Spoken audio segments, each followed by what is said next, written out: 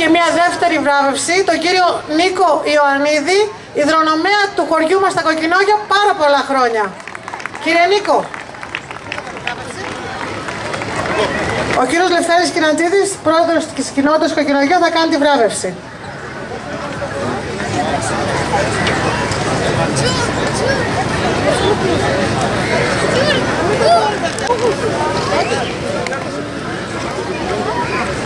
Θέλεις να πεις και κουβέντες, κύριε Νίκο?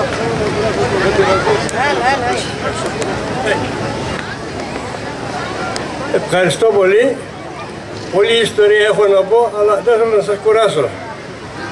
Να είστε καλά, ευχαριστώ για όλους. Γεια σας.